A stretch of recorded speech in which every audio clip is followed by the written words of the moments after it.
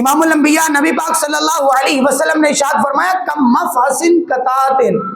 اگر کوئی چڑیا کے گھونسلے کے برابر بھی اللہ تبارک و تعالیٰ کے گھر یعنی مسجد میں اپنا حصہ ملائے گا، اللہ تبارک و تعالیٰ اس کے نام کا بھی جنت میں گھر بناتا ہے۔ اچھا اب غور کریں، کم مفحصن قطعاتن حدیث شریف کے الفاظ ہیں، میں نے مکمل حدیث نہیں پڑھی کیونکہ وقت قلیل ہے، کہ چڑیا کے گھونسلے کے برابر بھی کوئی اپنا حصہ شامل کرے۔ اچھا یہاں بات کر صرف اب اگلے جملے سنیں، حدیث کے اگلے الفاظ سنیں۔ امام الانبیاء نبی پاک صلی اللہ علیہ وسلم نے فرمایا چڑیا کے گھونسلے کے برابر ہی نہیں بلکہ او اصغرا، اس سے بھی کم ہو، خالصتاً اللہ کی رضا کے لیے،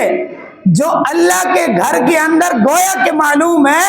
کوئی 1 روپیہ بھی زیادہ نہیں، ہزاروں نہیں، لاکھوں نہیں، کروڑوں نہیں، کوئی 1 روپیہ بھی اللہ کے گھر کے اندر اپنا حصہ شامل کرتا ہے، اللہ تبارک و تعالیٰ اس کے نام کا بھی جنت میں گھر بنوا دیتا ہے۔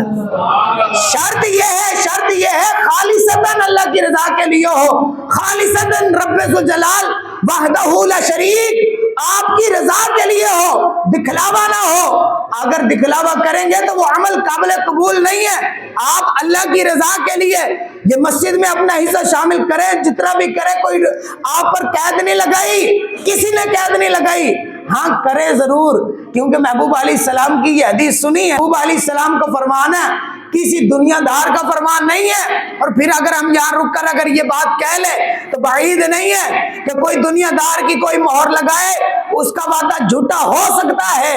یہاں اللہ تبارک و تعالیٰ کے محبوب علیہ السلام نے جنت کی بشارت عنایت فرمائی ہے، یہاں کسی دنیا دار کی مہر نہیں ہے، یہاں تو مہر خود محمد مصطفیٰ کی ہے۔